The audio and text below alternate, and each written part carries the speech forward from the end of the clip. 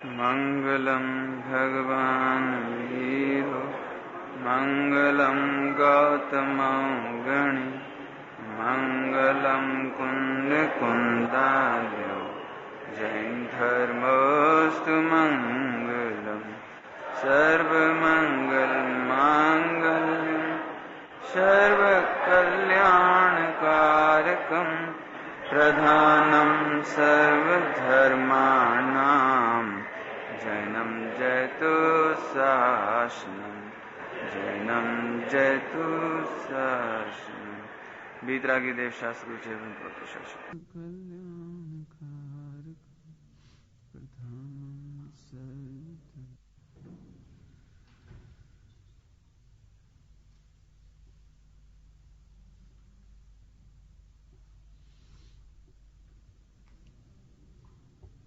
आठवें नंबर का नय है परम शुद्ध निश्चय।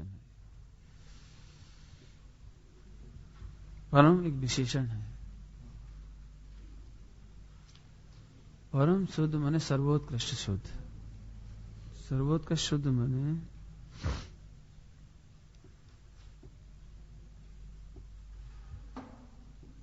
सर्वोत्कृष्ट शुद्ध माने जिसे शुद्ध होना पड़े वो सर्वोत्कृष्ट शुद्ध नहीं हो सकता। जिसे शुद्ध होना पड़े वो सर्वोत्कृष्ट शुद्ध नहीं हो सकता। वो परम शुद्ध थोड़ी हो सकता है।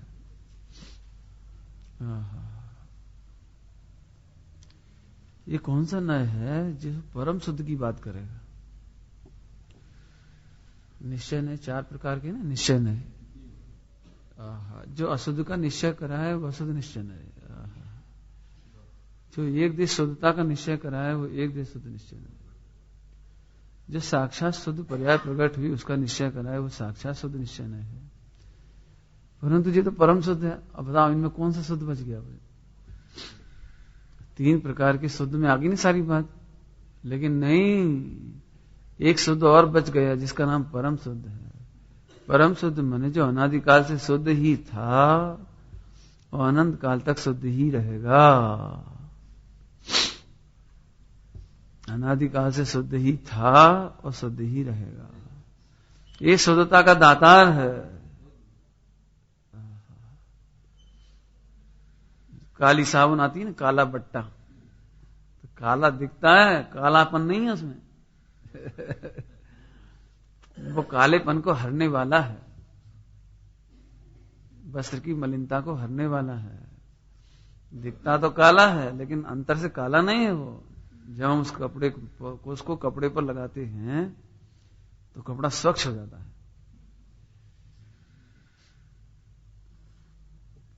डॉक्टर साहब ने एक दृष्टांत दिया है। अपन लैट्रिन जाते हैं ना, लैट्रिन से आने के बाद हाथ धोते हैं। हाथ धोते हैं तो बताइए वो साबुन अशुद्ध हो गई कि नहीं हुई?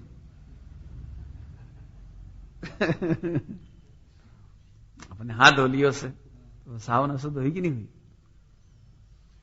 कि यदि वो साबुन अशुद्ध हो जाए तो शुद्धता प्रदान कैसे करेगी? समझ आया पॉइंट? हम अपने अशुद्ध हाथ साबुन से शुद्ध करते हैं या राख से शुद्ध करते हैं या मिट्टी से शुद्ध करते हैं तो गजब बात है। जिस मिट्टी से हम अशुद्ध हाथों को मलते हैं परंतु वो मिट्टी अशुद्ध नहीं होती, क्योंकि वो यदि वही अशुद्ध हो जाएगी तो फिर शुद्धता देगा कौन? ऐसे ही तीन लोक में एक कोई परम शुद्ध पदार्थ होना ही चाहिए जिसके आश्रय से शुद्धता प्रकट होती है। सारे जगत को ये तो विश्वास है कि शुद्धता होती है, शुद्धता प्रकट होती है, अशुद्धता होती है, एक देश शुद्धता प्रकट होती है, साक्षात शुद्धता प्रकट होती है। एक देश माने 1% से लेकर के 99% शुद्धता एक देश, और 100% शुद्धता जब प्रकट हो गई उसका नाम साक्षात। तो जगत को इसका तो विश्वास है कि शुद्धता का जन्म होता है और शुद्धि की वृद्धि होती है और शुद्धि की पूर्णता होती है, इसका विश्वास है। लेकिन सारे जगत में एक पदार्थ परम शुद्ध है, इसका विश्वास नहीं आता। इसकी चर्चा भी नहीं चलती ज्यादा। इसको लोग पढ़ करके भी समझते नहीं है, सुन करके भी नहीं समझ पाते। बोलो, पंडित साहब बंद अधिकार का प्रवचन करते हुए कहते थे, बहुत पहले की बात है, पंडित साहब मैंने समझ गया है ना, कि बंधा हूं ये बात सच्ची है, लेकिन छुड़ाने वाला तो बंधा नहीं होना चाहिए ना। मैं 8 कर्मों से बंधा हूं ये बात सच्ची है, लेकिन जो मुझे छुड़ाएगा, क्यों तुम्हें उस खंबे से बांध दिया और मुझे इस खंबे से बांध दिया, और फिर तुम कहोगी तुम मुझे छुड़ाओ, मैं इधर बंधा हूं तुम उधर बंधे हो, मैं कैसे छुड़ाऊं बोलो।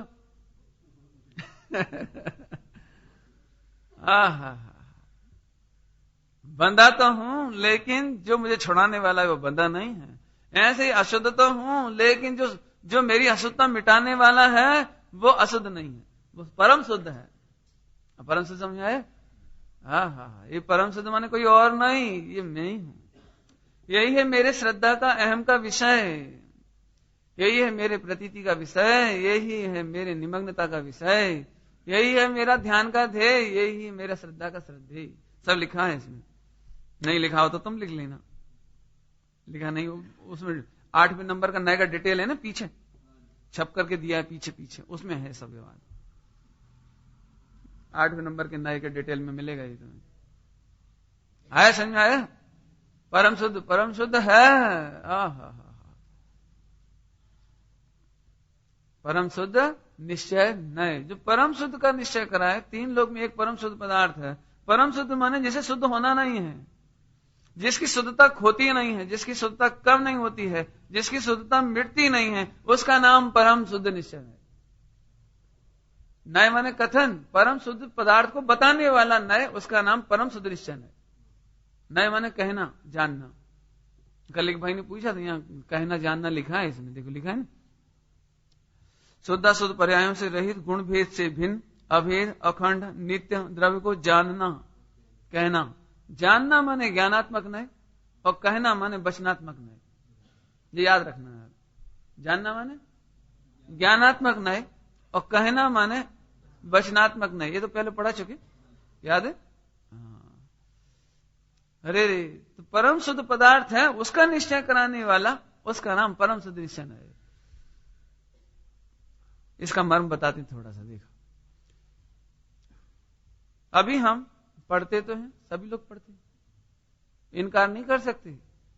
दिगंबर जैन जितने भी हैं, मात्र सोनगढ़ी नहीं, सवई मुमुक्षु चाहे कोई भी हो, दिगंबर जैन के नाम पर चाहे वो 13 पंथी हो कि 20 पंथी हो, नए चक्र पढ़ते हैं तो उन्हें भी परम शुद्ध निश्चय पढ़ना तो पड़ता है। पढ़ता है कह रहे हैं, मैंने मजबूरी बात है सो पढ़ना ही पड़ेगा, है सो पढ़ना तो पड़ता है। पढ़ते भी हैं और वे कहते भी हैं। हम कब कहते हैं कि हम शुद्ध नहीं है ना, लेकिन परम शुद्ध निश्चय से है वो तो। कब कह रहे हैं नहीं है, भगवान आत्मा है, हम शुद्ध हैं, हम त्रिकाली शुद्ध हैं, सही है, वो तो परम शुद्ध निश्चय से सही लिखी। हमको गलत लिखी कछु, अलग गलत नहीं लिखी, मतलब समझते हो कि फिर तुम शुद्ध ही हो। जे उसका मतलब असल में ऐसा लगता है वो तो जो कह रहे हैं ना जैसे नहीं। देखो मैं इसको थोड़ा दृष्टांत देके समझाऊं, इसका भाव तो भी समझ में आएगा आपको। अभी मेरी बात का समझ में थोड़ी आया आपको, बिना दृष्टांत समझ में नहीं आता। क्यों तुम शुद्ध हो? शुद्ध नहीं से शुद्ध है। इस जो स्टाइल है ना बोलने की, ये बता रही है कि तुम शुद्ध नहीं हो, वो तो शुद्ध नहीं कह रहा है इसलिए शुद्ध हो। और इसीलिए लोग फिर थोड़ी देर बाद ऐसा भी कहते हैं, तो क्या हो गया, शुद्ध लिखा है तो अशुद्ध भी तो लिखा है। मैंने इसने शुद्धता को अशुद्धता के खाते में, मैंने बराबरी के लेवल पे बिठा दिया। अशुद्ध भी तो लिखा है। अरे लिखा है इसलिए अशुद्ध नहीं है, और लिखा है इसलिए शुद्ध नहीं है। एक नए ने मुझे शुद्ध कहा इसलिए शुद्ध नहीं हूं मैं शुद्ध हूं इसलिए उसने कहा है।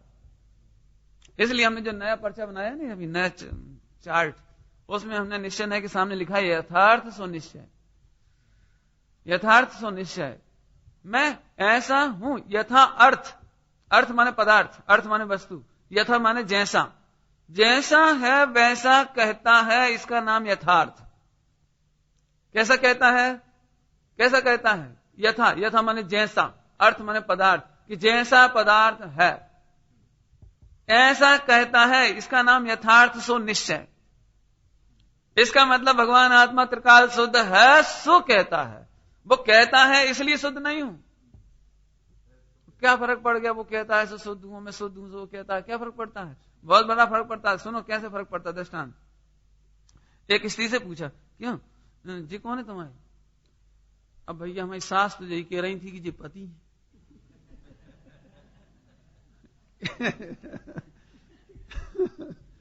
समझ गए हमारे कहने के टोन है क्या? कि सास तो यही कह रही थी कि हमारे पति है, लगता है पति ही होंगे। तो हमारी मम्मी भी कह रही थी जी पति है, पिताजी भी कह रहे थे, देवर भी कह रहे थे, जेठ भी कह रहे थे, फला भी कह रहे थे, और फोटो भी खींचो है। अब जितने ये जवाब दे रही ना, ऐसी गुस्सा आएगी तुम्हें पति को दे तड़ातड़। मैं इसलिए पति हूं कि 7 फेरे पड़े थे, मैं इसलिए पति हूं कि सारी दुनिया कहती है। तुझे नहीं लगता कि मैं पति हूं? अरे हूं सो स्वीकार कर।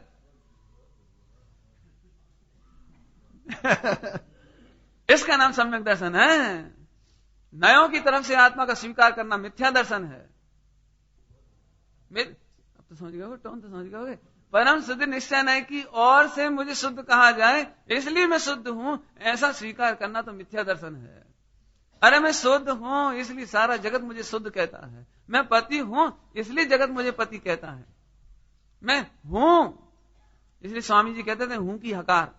ये हूं का वजन जे है, ये हूं का हूं की हकार ये है वो है? क्यों आत्मा शुद्ध है? क्या शुद्ध है? नहीं शुद्ध है। अच्छा शुद्ध है, कैसे शुद्ध है? देख लो 144 गाथा देख लो, 6 गाथा देख लो, भला देख लो, प्रवचन सार जी में भी आई है, धवला जी में भी आई है, जो जान दी अरंताणम। तो फिर तुम सम्यक दर्शन हो गया क्या? आप कच्छु नहीं हो। होता भी कैसे? होता भी कैसे बोलो? जब अपनी चीज होती है वहां और कोई याद नहीं आता। जब अपनी चीज होती है, मैं एक पुलिस आई मेरे को पकड़ने लगी, क्यों जी घड़ी किसकी है? ये भगवान कसम हमारी है। अरे चलो चलो चलो थाने चलो। क्यों क्या बात है? कह रहे ना हमारी है। यदि तुम्हारी है तो तुम्हें भगवान की कसम खाने की जरूरत नहीं थी। भगवान का आया है बीच में। होता नहीं ऐसा? अच्छा तुम कह के देख लेना, आज कभी हो झगड़ा, कोई बात है, ये सच्ची कह रहे, इनसे पूछो, इनसे पूछो हमारी है। इनसे क्यों पूछें? तुम्हारी है तो तुम्हारा अहम बोलना चाहिए था। ऐसे ही भगवान आत्मा तुम स्वयं हो तो तुम्हारा अहम बोलना चाहिए था कि यह है मैं ही हूं। तुमने क्यों कहा कि आचार्य कुन कुन देव से पूछो? तुमने ये क्यों कहा प्रवचन सार जी से पूछो? तुमने क्यों कहा कि फला पेज पर लिखी है? क्यों कि पेज पर लिखी हुई पेज पर कट जाएगी। एक पेज पर यदि शुद्ध निश्चय नहीं लिखा है तो किसी दूसरे पेज पर अशुद्ध निश्चय नहीं भी लिखा है, वो उससे कट जाएगी। इसीलिए तो झगड़े चल रहे हैं। झगड़े क्यों चल रहे हैं? कि हम बे पेश करते हैं सबूत कि देखिए ये लिखा है भगवान आत्मा त्रिकाल शुद्ध है, तो कहते ये देखिए आप आगम नहीं मानते, ये प्रथमान योग है देखिए, ये चरणानी योग है देखिए, ये कर्णानी योग है देखो, सोई अपन हार जाती है बस। हाँ भैया लिखा तो है, अब देखो भैया समझ लो भैया, जो भी लिखी जा भी लिखी, ऐसा नहीं है। इसलिए 8 नय पढ़ना बहुत जरूरी है। 8 नयों का वजन अलग अलग है। जब आपका परम शुद्ध निश्चय न आए तो आप ध्यान रखना वो राजा है, और राजा का निषेध किसी से नहीं होता है। कि साहब आपके सुपरवाइजर तो बोल रहे थे कि ये काम नहीं हो सकता, कि बोल रहे होंगे। मेरे सामने सुपरवाइजर का नाम मत लेना। बोलो राष्ट्रपति यदि कोई काम ओके बोलते तो आप जो बोलोगे कि साहब प्रधानमंत्री तो मना कर रहे थे, बोलो ही मत, चुप चुप चुप हो जान दो काम। ऐसे ही ये बहुत गलत बात है कि अशुद्ध निश्चय को हम तब याद करते हैं जब परम शुद्ध निश्चय का प्रकरण चलता है। स्वामी जी तो इसके लिए ऐसा भी कहते थे कि अरे रे मुक्ति बधु तेरे तिलक करने आई है और तू मुंह फेरता है, ऐसा कहते थे। जैसे कन्या बरमाला पिनाने आए वो है ना, वो मुंह फेरे, ऐसी बात है। परम शुद्ध निश्चय नय के सामने 7 नए याद करना मिथ्या दर्शन को निमंत्रण देना है, और मुक्ति बधु जो तिलक करने आई है उससे मुख फेर लेना है। 7 नए ले लिए हमने। जब हमने कहा तुम तो भगवान आत्मा हो, तुम तो शुद्ध हो, त्रिकाली ज्ञायक परमात्मा तत्व हो, वो तो ठीक है, लेकिन शुद्ध पर्याय कहाँ है? शुद्ध पर्याय कहाँ है? साक्षात शुद्ध पर्याय कहाँ है? अरे मत होने दे साक्षात शुद्ध पर्याय। साक्षात शुद्ध पर्याय राजा नहीं है। साक्षात शुद्ध पर्यायों का भी राजा वो परम शुद्ध निश्चय है। अब राजा की अवहेलना नहीं करो, राजा की उपेक्षा नहीं करो, चित्त में भी नहीं करो, भाषा में भी नहीं करो। ये तो बहुत हो रहा है, बहुत। अच्छा, रागी भी तो है, रागी भी तो है। स्वामी जी के सामने ऐसी बात आती थी, तू तो परमात्मा है प्रभु, हा हा हा, तो बीच में पण राग छेने, तो गुरुदेव श्री को ऐसा लगता था जैसे किसी ने उड़ती पतंग काट दी हो जैसे किसी ने एकदम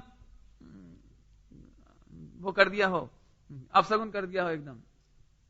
6 पण खबर थी, खबर छे बाबू, ऐसे सुन, बद्दू खबर छे भाई, बद्दू खबर छे। तुम क्या समझते हो हमें खबर नहीं है? हमें नहीं मालूम कि हमें राग है इसलिए यहां बैठे हैं। राग नहीं होता तो सिद्धालय में नहीं बैठे होते। राग है, ये बातें हो गई, परंतु अब राग मिटाने के लिए ये कहा जा रहा है कि मैं प्रभु हूं। अपनी प्रभुता की खबर हुए बिना राग नहीं मिटता। राग को याद करने से राग नहीं मिटता, और राग का निषेध करने से भी राग नहीं मिटता। क्या कह रहे? राग का निषेध करने से मैंने कहने से। अरे राग का निषेध करो, राग का निषेध करो। राग का निषेध करने के नाम पर भी राग ही याद आएगा। अभी हे उपादेय की भाषा में कहो तो राग ही उपादेय हो जाएगा। आया समझ में? आया?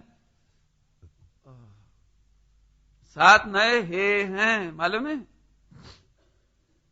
7 नए हे हैं, और एक परम शुद्ध निश्चय का विषयभूत भगवान आत्मा, परम शुद्ध निश्चय का विषयभूत भगवान आत्मा, कारण परमात्मा, ध्रुव, पारिणामिक भाव, जो शब्द कहो जैसे आप पहचान लो।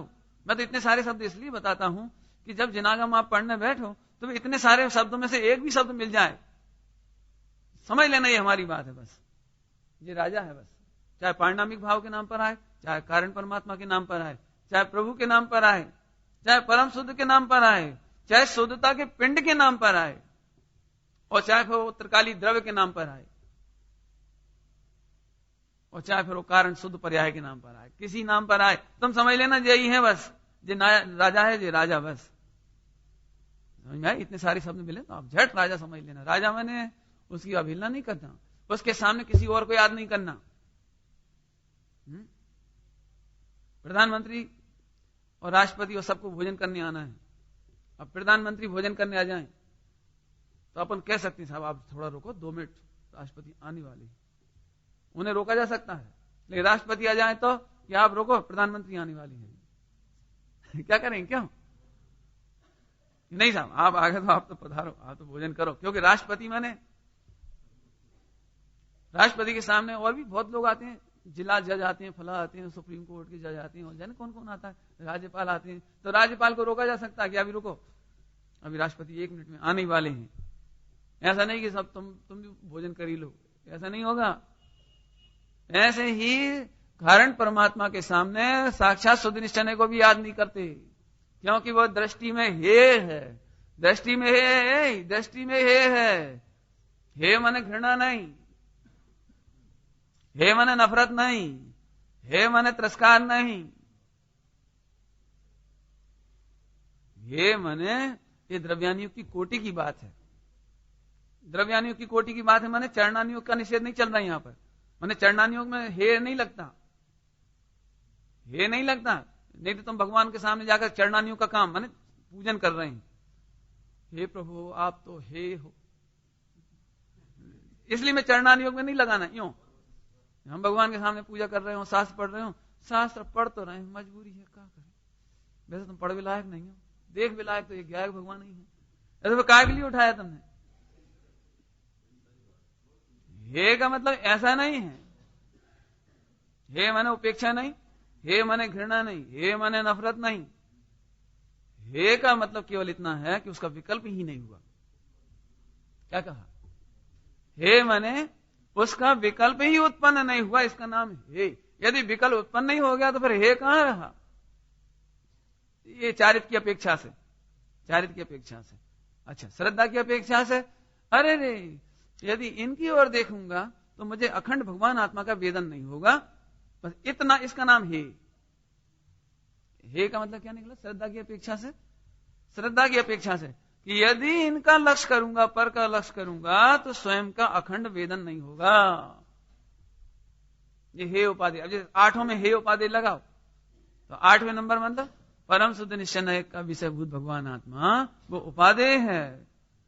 बल्कि परम उपादेय भी कह देते हैं।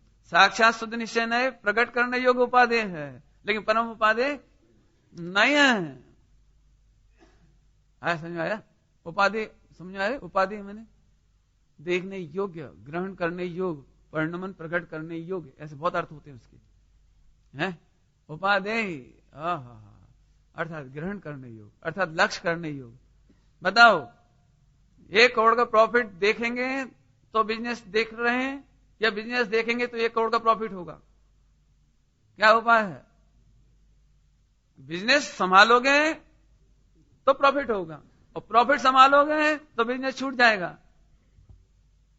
ऐसे परम शुद्ध निश्चय का विषयभूत देखोगे तो साक्षात शुद्ध निश्चय अर्थात अनंत सिद्ध दशा का प्रॉफिट होगा, अनंत चतुष्टय का प्रॉफिट होगा। बस ये उपाधि समझ लो। प्रकट करने योग प्रॉफिट उपाधि, प्रकट करने योग, लेकिन चलाने योग उपाधि कौन? संभालने योग उपाधि कौन? कि व्यापार। ऐसे ही परम शुद्ध निश्चय का विषयभूत भगवान आत्मा देखने योग्य उपाधि है, क्योंकि उसके देखने पर ही निर्विकल्पता आती है। बाकी और किसी के लक्ष्य से निर्विकल्प अतीन्द्रिय आत्मा का वेदन नहीं होता। वो तो करके दिखाओ, बताओ। तुम भिखारी हो और जी सेठ है, तो झट तुम्हें हाथ फैलाने का भाव आएगा। तो फिर स्वाधीन कहां हुए? स्वावलंबी कहां हुए? अतीन्द्रिय आनंद कहां होगा?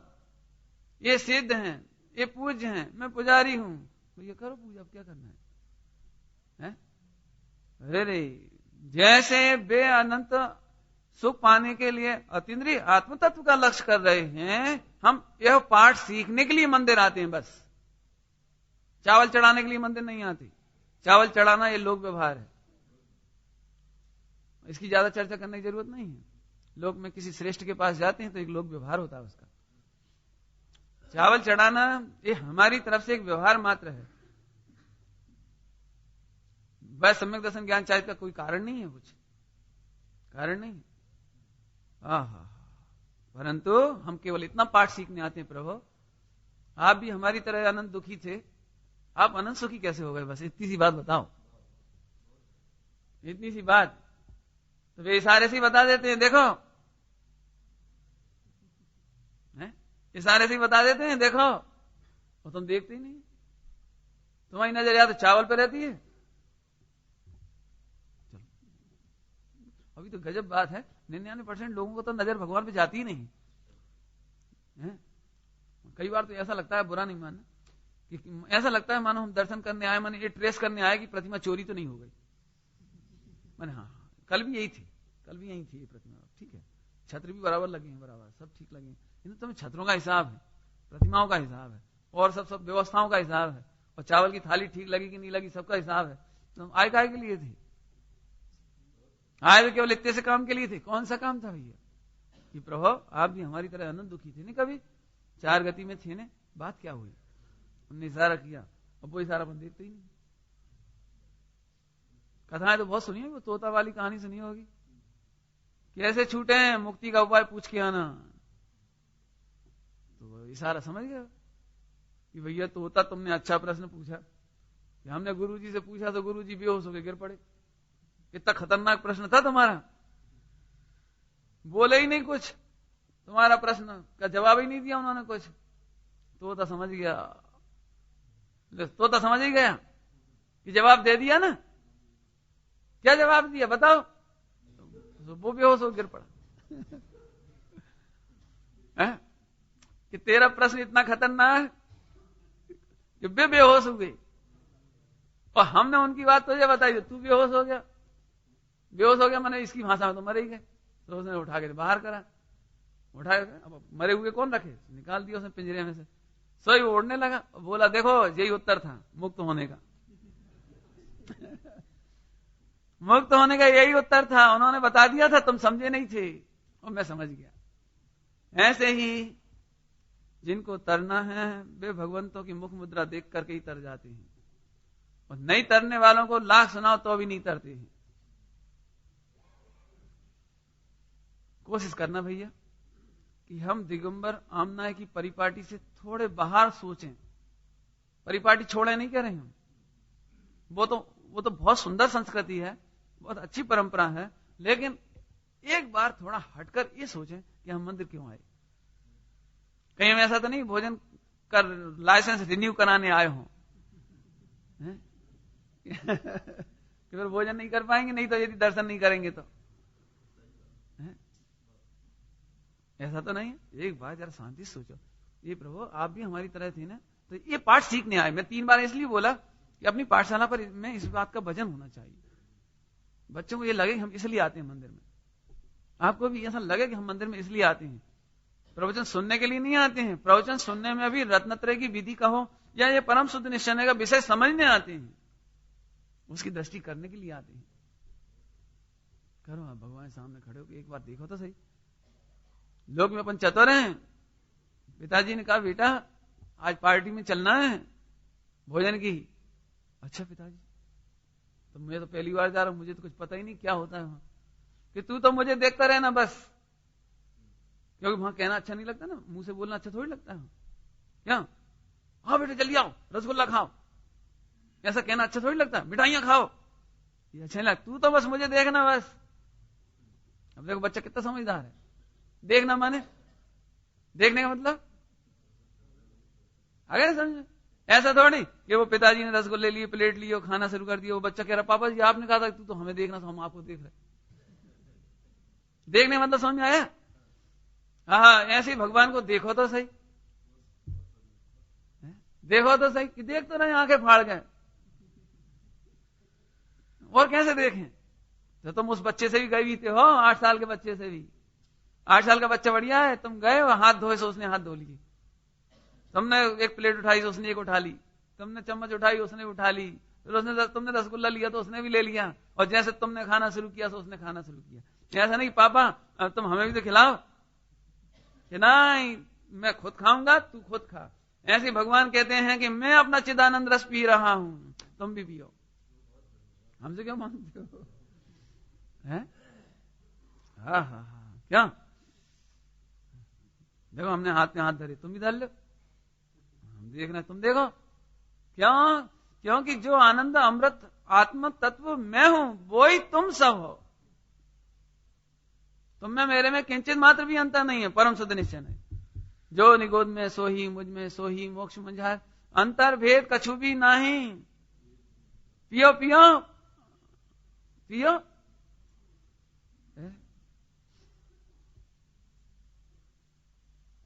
हमारे पंडित वो हैं, एक मास्टर जी हैं, उन्होंने एक भजन लिखा है इसके ऊपर ऐसे, सुख चाहो अगर भरपूर तो निज रस जम के पियो। जम के पियो पियो। ये परम शुद्ध निश्चय है भगवान आत्मा, उसका विषयभूत भगवान आत्मा कैसा है? ये कि योगी असन बनावे आप बनावे, आप ही खावे खावत नाही। कौन? योगी नहीं, तुम सब।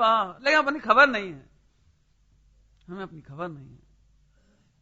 समझ आया? इसलिए हे उपाधि समझना, हे उपाधि बराबर समझना भैया।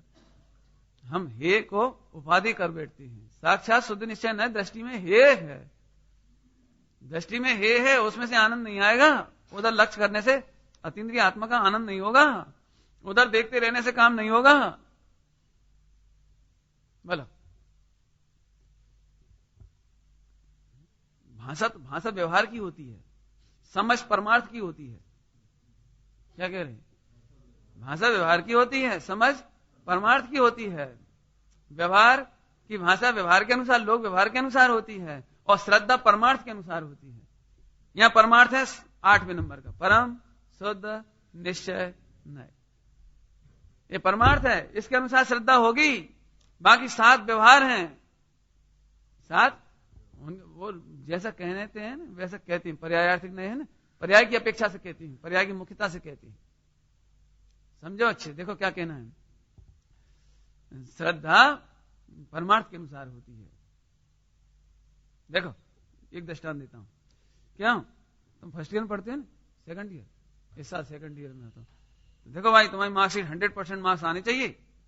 तुम जरा परीक्षा की चिंता करो, जरा परीक्षा की चिंता करो। तो ठीक है, अब ये लड़का बड़ा होशियार था, सुधी सो बस बैठे। तो पिताजी बोले क्यों पढ़ नहीं रहे? कि नहीं तुमने कहा था ना चिंता करो, थोड़ी परीक्षा की चिंता करो। 100% मार्क्स, 100% मार्क्स, 100% मार्क्स, इस बार बढ़िया मार्कशीट आनी चाहिए, इस बार अच्छी मार्कशीट आनी चाहिए। और मेरे को तो क्या करना है, जी टेंशन में बैठे रहो। एक और पढ़ा जोर से कि चिंता करना चाहिए परीक्षा की, इसका मतलब ये नहीं था कि परीक्षा की चिंता करना चाहिए। इसका मतलब है परीक्षा का विकल्प भी मत करना और तैयारी करना। देखो देखो क्या अर्थ है परीक्षा की चिंता करना, मैंने कि तुम पढ़ाई में निमग्न हो जाओ। परीक्षा का तो टेंशन करना ही नहीं, परीक्षा का टेंशन तो करना ही नहीं, लेकिन पढ़ा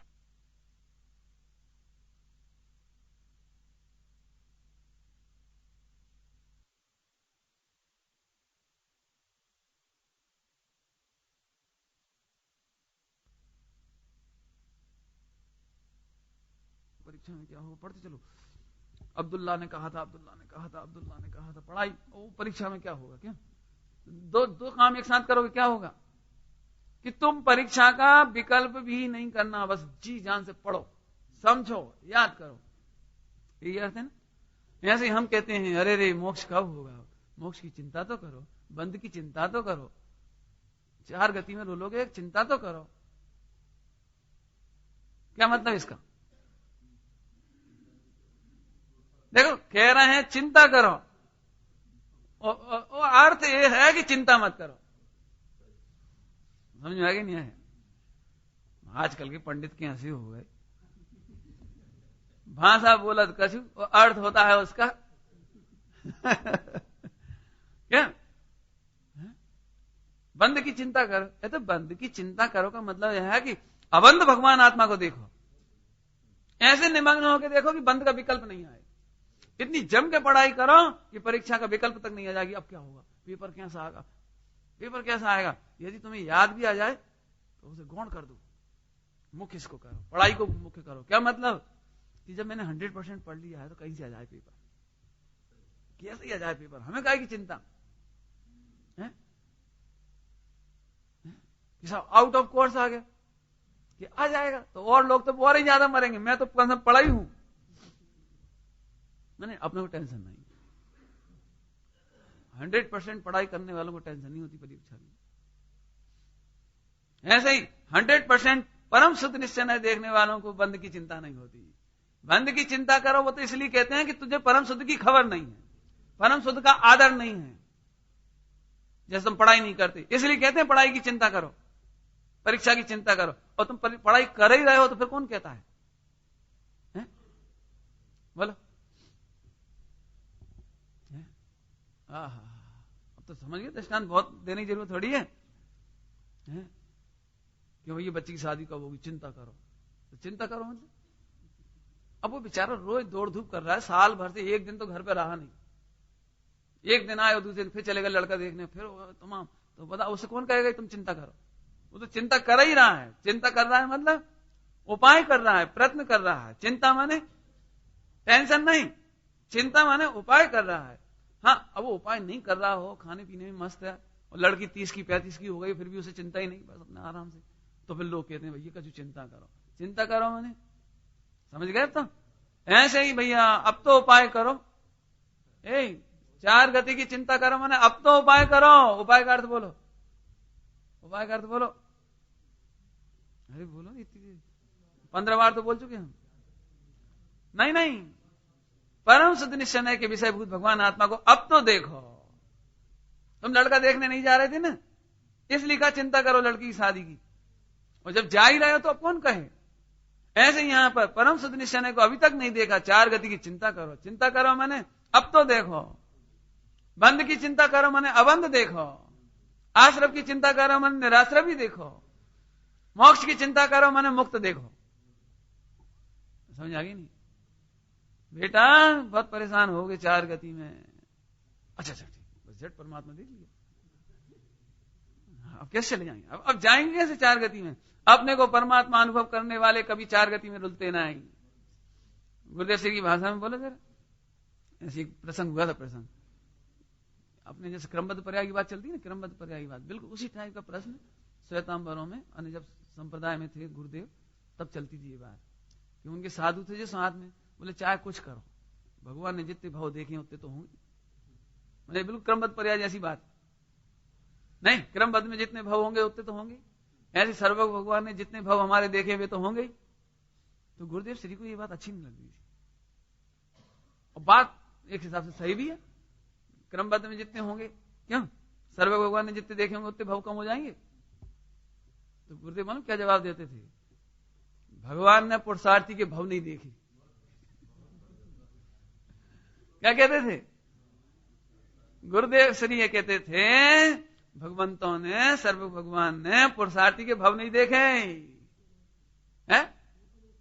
हाँ, होते ही नहीं तो देखे भी नहीं।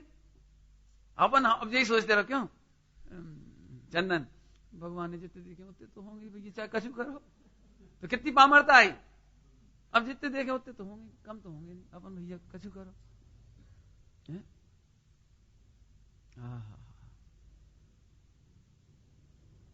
ऐसा नहीं है। अरे रे, तुम्हें बंध की चिंता हो तो अबंध देखो, आश्रम की चिंता हो तो निराश्रम भी देखो, क्योंकि जिसने निराश्रम भी देखा है उसे आश्रम होता नहीं है। लिखा है, बहुत अच्छा कलश है इसमें, एक मोक्ष अधिकार में कलश है बढ़िया। उसे बंध स्पर्श नहीं करता, ऐसा लिखा है। उसे बंध स्पर्श नहीं करता, जो अपने को शुद्ध स्वरूप अनुभवते हैं उन्हें बंध स्पर्श नहीं करता। कलश यदि आपके सबके हाथों में ग्रंथ होते ना तो दिखा देता इस समय, लेकिन कल दिखा देंगे, आप पहले लेके बैठना। बहुत बढ़िया लिखा है, स्पष्ट लिखा है। जो अपने को निरपराधी अनुभव करते हैं, शुद्ध अनुभव करते हैं, उन्हें बंध स्पर्श नहीं करता। बोला हाँ, समझ में आया भैया? बंध की चिंता करो, भाषा का व्यवहार समझ में आया? ऐसे यहां देख लेना आप। पंडित साहब कहते आश्रम अधिकार कब समझ में आएगा? कि पहले निराश्रम भी समझो तब आश्रम समझ में आएगा। आपने क्या आश्रम आत्मा की खबर नहीं तो आश्रम समझ में नहीं आएगा, क्योंकि तब तुम्हें यह समझ में आएगा कि आत्मा ही आश्रम है अथवा आश्रम ही आत्मा है, ऐसा समझ में आएगा। जबकि आत्मा जुदा है, आत्मा जुदा है माने परम शुद्ध निश्चय का विषय भूत भगवान आत्मा जुदा है और आश्रम जुदा है। दोनों एक होते तो 7 तत्व कहने की जरूरत क्या थी? समझ में आया? 7 तत्व कहे हैं, इसका मतलब दोनों जुदे जुदे हैं। जीव जुदा है और आश्रम तत्व जुदा है। क्यों? तुम जीव को जीव जानते हो, आश्रम को आश्रम जानते हो? जानते हो कि नहीं जानते? ये देखो मैं बताता हूं, समझो। यदि तुम्हें ऐसा लगता है कि मैं आश्रम रोक सकता हूं, इसका मतलब तुम आत्मा को आश्रम मानते हो। मैं बंध को काट सकता हूं, इसका मतलब तुम आत्मा को बंद मानते हो। और मैं बंध से दुखी हूं, इसका मतलब तुम बंध को आत्मा मानते हो। समझ आई किसी नहीं? क्या तुम विकल्प रोक सकते कि नहीं रोक सकते? अरे अपन चाहे तो पुरुषार्थ करके क्या नहीं कर सकते? मैं सारे विकल्पों को रोक दूंगा। शाबाश, तुम आत्मा को आश्रम मानते हो।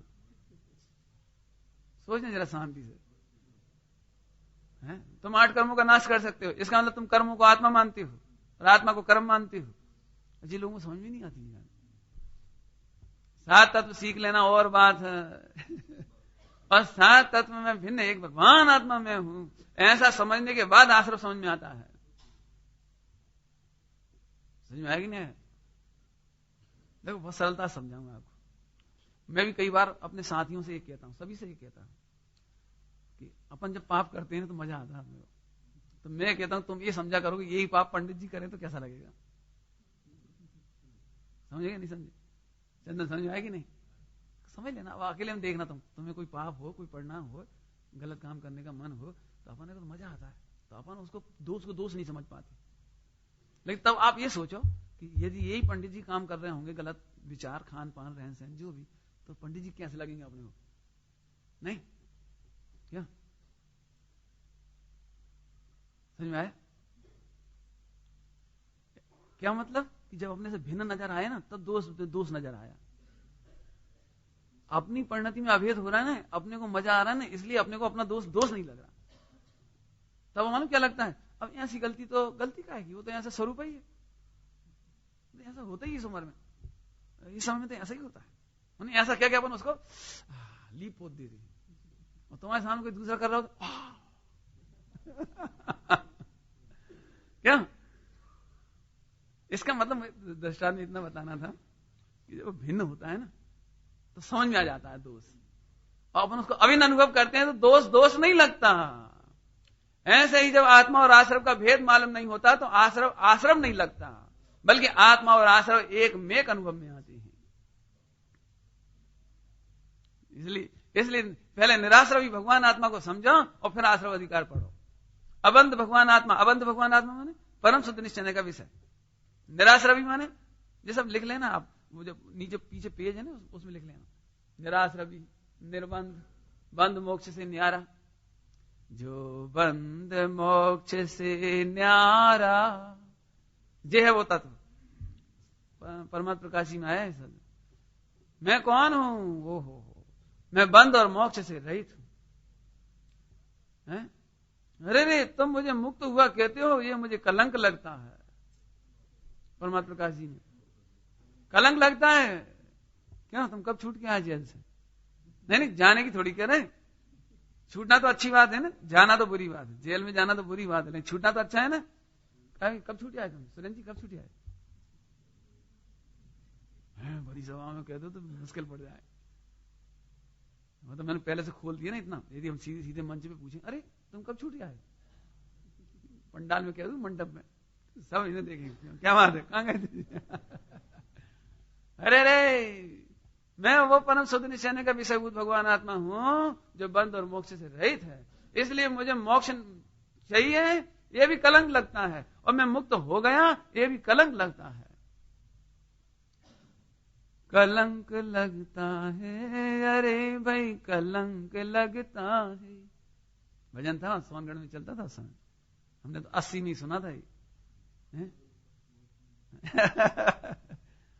हाँ, मेरे को मोक्ष हो गया, पूर्ण शुद्ध पर्याय प्रकट हो गई, ये तो कलंक लगता है। मैं शुद्ध हूं ऐसा अनुभव करता हूं, जैसे शुद्ध हूं इसकी खबर नहीं, उसकी परिणति में शुद्ध पर्याय प्रकट नहीं होगी, क्योंकि शुद्धता का जन्म किसी और के आश्रय से नहीं होता, वो त्रिकाली शुद्ध के आश्रय से होता है। इसलिए जिन्हें शुद्ध हूं ऐसा विश्वास नहीं है, उनकी शुद्ध पर्याय प्रकट नहीं होगी। करोड़ों उपाय करो, व्रत उपवास करो, जो तुम्हें दिखे सो करो, पंच कल्याण करो, करोड़ों, एक नहीं, ऐसे ही करोड़ कर देना तो भी नहीं होगा। बहु कोटि यतन करो, मैं शुद्ध हूं। हम नहीं कह रहे, लिखी गाथाएं लिखी, अब हमें मजबूरी है कि तुम्हें समझाने के लिए गाथा का आधार लेना पड़ रहा है, लेकिन हम तो कह रहे तुम शुद्ध हो, इसलिए गाथाओं में लिखा है। क्या लिखा है? जो जानता है शुद्ध को वह शुद्धता को प्राप्त हो, है ना, लिखा है। जो शुद्ध आत्मा को जानते हैं वे शुद्धता को प्राप्त करते हैं। आज की 2-4 बातें तो लिख लो बिल्कुल अच्छे से, जी छोड़ेंगे नहीं, बिल्कुल बांध के रख लो जेब में, जब भी तुम्हें गड़बड़ लगे झट खोल के देख लो, 4 बातें हैं झट।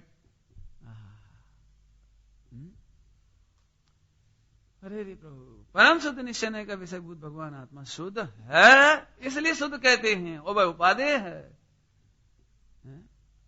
और बाकी 7 है, हे का मतलब समझ गया, तिरस्कार नहीं, घृणा नहीं, नफरत नहीं, परंतु वह गौण करने लायक है। गौण करने लायक है मैंने दृष्टि में मुख्य करने लायक नहीं है।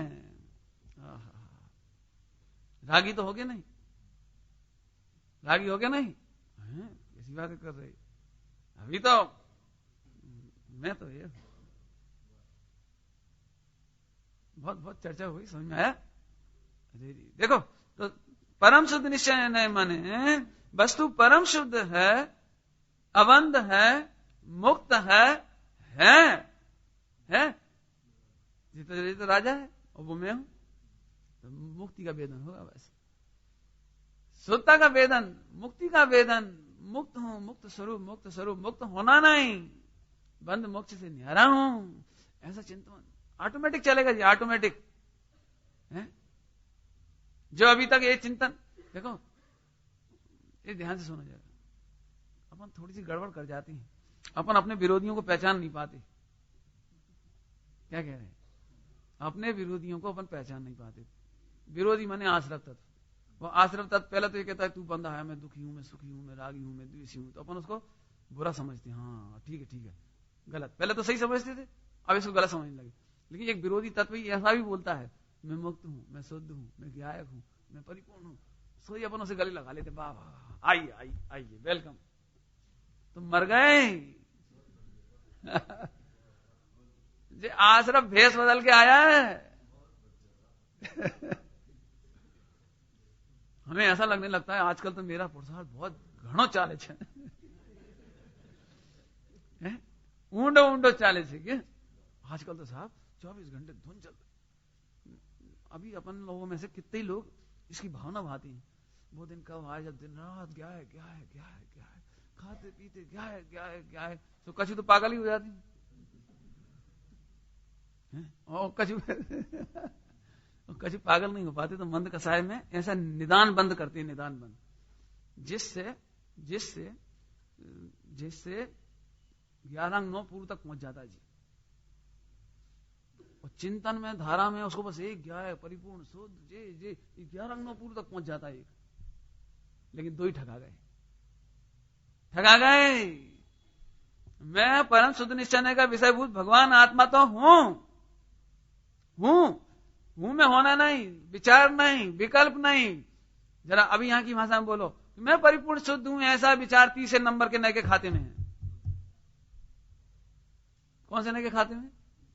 अशुद्ध, वो क्या नाम, उपचरित, सद्भूत, व्यवहार नहीं। लो, मैं परिपूर्ण शुद्ध हूं, इसके वेदन में तो एक देश शुद्ध निश्चय प्रकट होता है, शुद्ध प्रकट होती है। और अपन कहां गिर गए? उस विचार के नाम पर 30 नंबर पे गिर गए। मैंने ऐसे तुलना करते जाना, मैंने अपना घाटा तो देखो कहां जा रहे हैं अपन। और हम उन विचारों में खुश हुए, मैंने उन 3 नंबर के नए को उपादेय कर दिया आपने। मैं शुद्ध हूं, ऐसे विचार को मैं आनंद माना, विचार में आनंद, तो आपने 30 नंबर को उपादेय बनाया। पता ही नहीं लगती गड़बड़ कहां होती है। 30 नंबर मैंने औपचारिक सद्भुत व्यवहार नय को, व्यवहार नय जो कि हे कहते थे आप, मैं इस विकल्प का करता हूं, मैं आजकल बहुत पुरुषार्थ कर रहा हूं, मेरा बहुत घना पुरुषार्थ चल रहा है। ये 30 नंबर में खड़े हो आप। वो खड़े कहां होना था? 8वें में। 8वां मैंने अनुभव करा। अभी हल कहा था, जो शुद्ध हूं ऐसा अनुभव नहीं करेंगे उन्हें शुद्धता प्रकट नहीं होगी। शुद्ध हूं अनुभव करने की बात है, विचार नहीं। शुद्ध हूं ऐसा विचार का नाम आश्रव तत्व, और शुद्ध हूं ऐसे अनुभव का नाम परम शुद्ध निश्चय का विषयभूत भगवान आत्मा का अनुभव, सम्यक दर्शन, उपादेयता। यहां की भाषा में कहा उपादेयता नहीं। शुद्ध का आश्रय नहीं हो, शुद्ध हो नहीं तो शुद्धता प्रकट कैसे हो?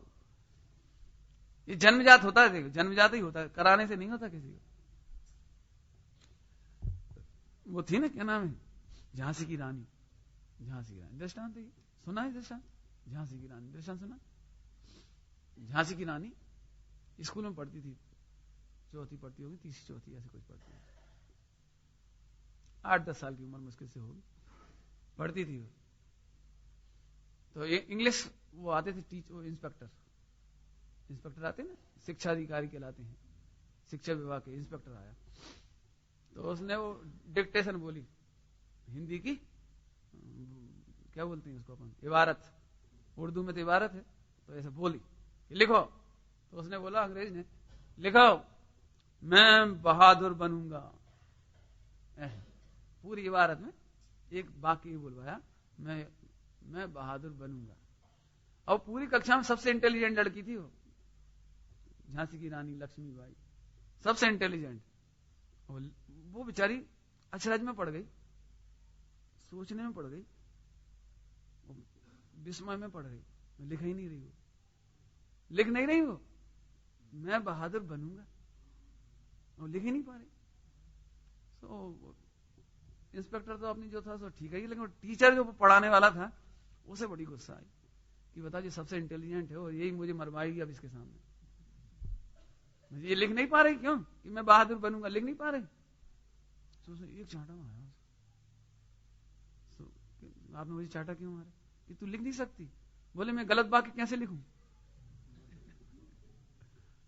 माने उसका वो कह रही गलत, क्या गलत है, सही लिखो ना तुम कि मैं बहादुर बनूंगा, कि मैं बहादुर हूं, बनूंगी काहे के लाजे। बताओ, इतनी छोटी सी बाल अवस्था में उसको इतनी अकल थी। बोला कि वो ये कहती थी ये वाक्य गलत है, क्यों कि बहादुर हूं, बनूंगी काहे के लाजे, फिर मैं गलत वाक्य कैसे लिखूं। बोलो कल्पना तो करो, मैं भगवान बनूंगा। अब गलत चिंतन हम करें कैसे? क्या ये गलत चिंतन हम करें कैसे? ये तो लोग व्यवहार में लोगों को समझाने के लिए कहना पड़ता है मैं भगवान बनूंगा कि तुम भगवान बनोगे। इसलिए गुरुदेव श्री बोलते थे बद्दा भगवान छो, सभी भगवान हो। उनका अनुभव करो, होने का चक्कर छोड़ो।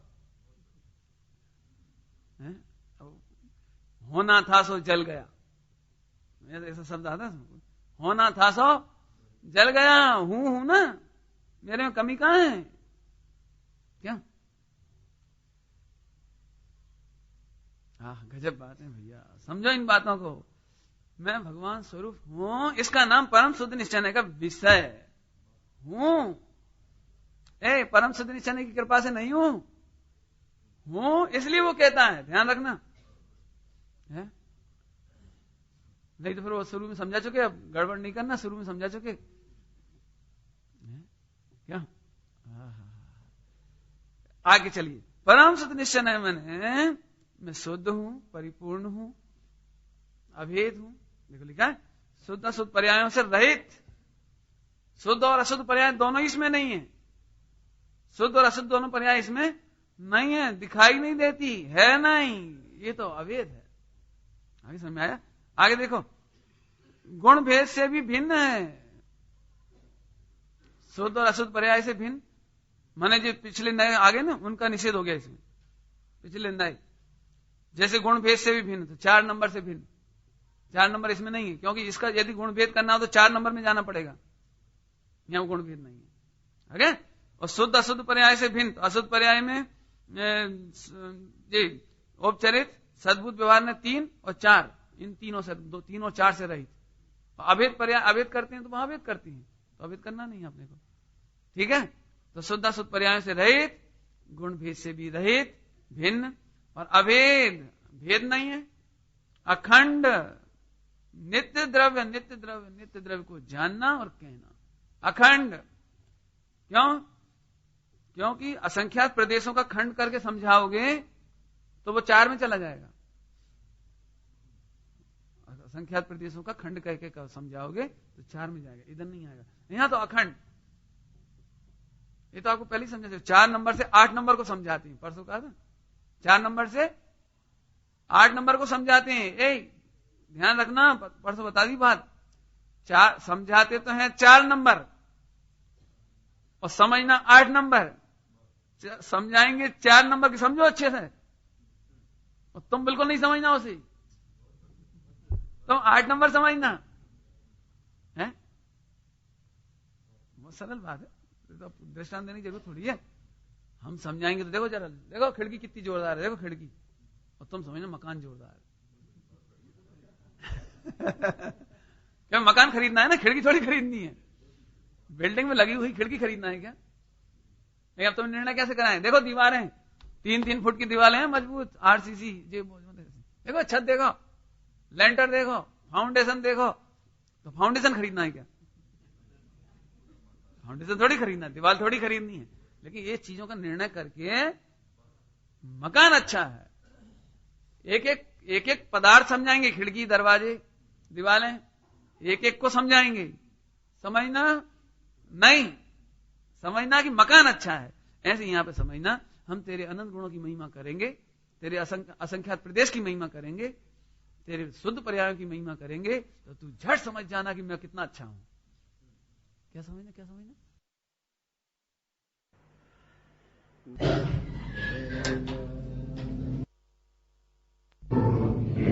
अविनाशी